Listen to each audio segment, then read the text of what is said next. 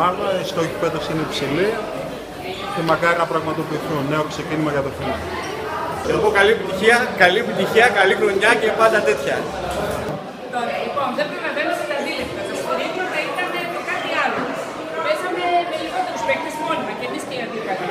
Κουραστήκαν τα παιδιά, αλλά θεωρώ ότι ήμασταν πολύ καλύτεροι.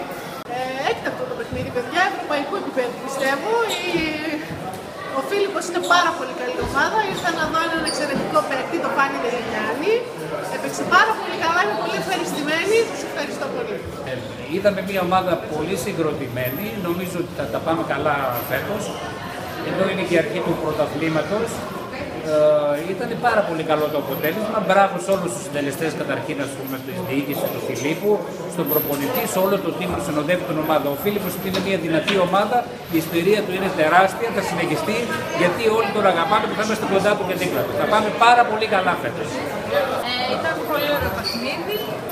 Παίξαμε πάρα πολύ καλά και χάρηκα που κερδίσαμε. Είμαι ο Φίλιππος, δεν μπορώ να το δω αντιμετωπικά. Η ομάδα είναι καλή, μου αρέσει. Και μου αρέσει που γύρισε και ο κόσμος και που το αγαπάει και που μπορεί να στηρίξει. Ήταν ένα πολύ ωραίο παιχνίδι. Το γήπεδο ήταν γεμάτο. Σε πολύ όμορφα αθλητικά πλαίσια ήταν ο αγώνας.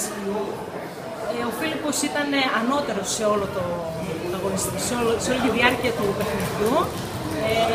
Η ομάδα ήταν αρκετά δυνατή, δεμένη, μεγάλο πάθος υπήρχε και οι παλιοί και τα νέα τα παιδιά ήταν πάρα πολύ ωραία μέσα στο γήπεδο. Οι παλιοί βοηθούσαν πάρα πολύ τους νέους να μπουν και να ενταχθούν στον αγωνιστικό χώρο.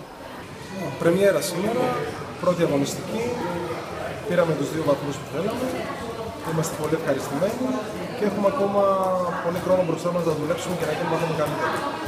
Εύχομαι η φετινή χρονιά του Φιλίππου να είναι δυναμική, πάνω απ' όλα υγεία. Η ομάδα μας φέτος έχει πρωταγωνιστικό ρόλο. Πιστεύω ότι το πρωτάθλημα φέτος θα είναι πολύ πιο δυνατό γιατί είναι πάρα πολλές ομάδες. Θα παλέψουμε για το στόχο που είναι το πρωτάθλημα και το κύπελλο. Από εκεί και πέρα, εάν είμαστε γεροί, πιστεύω ότι θα καταφέρουμε.